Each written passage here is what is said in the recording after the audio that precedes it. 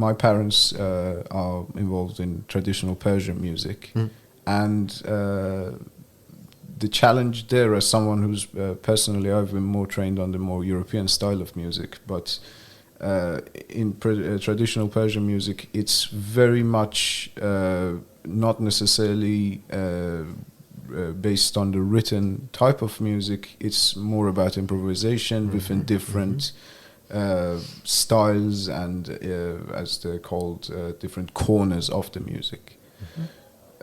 So this Western style of writing music, which we use basically as an alphabet we have for it, if you have to go through the more English version, it's ABCs. In the Italian version, it's Do, Re, Mi, Fa, Sol, La, Si.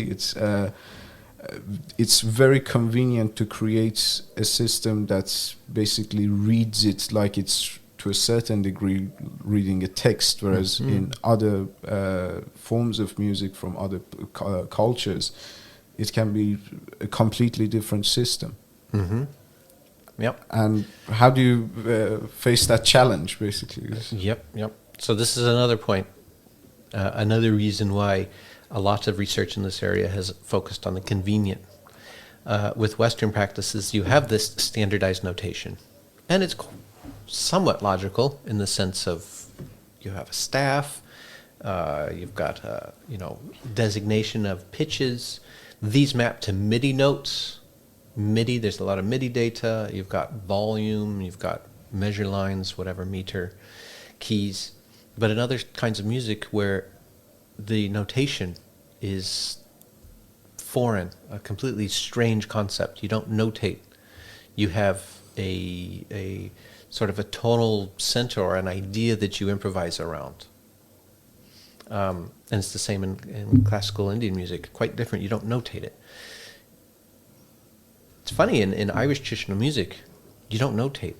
Notation is seen as sort of a necessary evil. It's a way to preserve maybe a tune and as a crib sheet.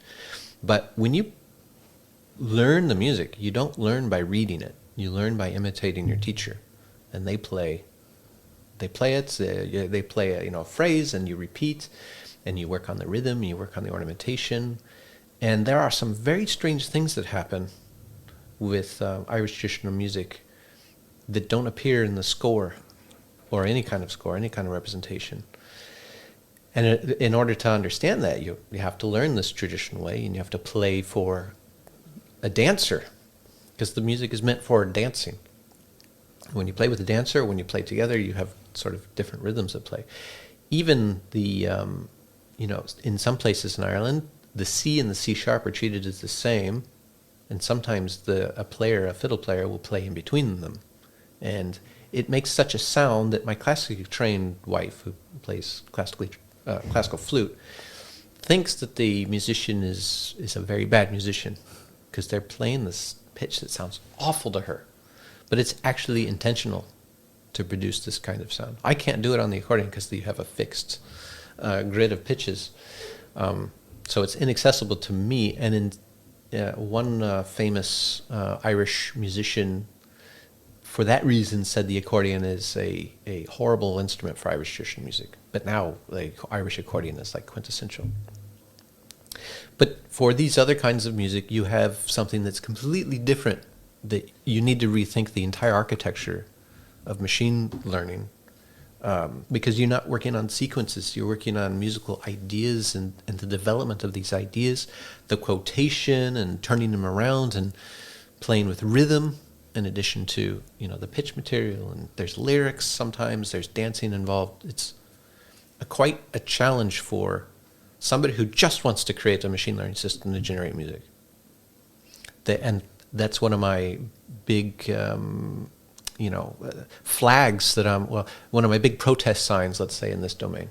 So if you want to apply AI to music, that's fine. But if you want to do it in a meaningful way, you need to work with practitioners to understand the context of the music, the practice of the music, to understand what is accessible to your machine and what isn't accessible to the machine.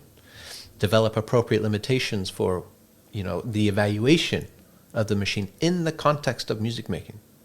We can look at loss curves, we can look at validation set, all these things, but it doesn't give you an indication of the actual usefulness of your system in the context, or the success of the system in the context.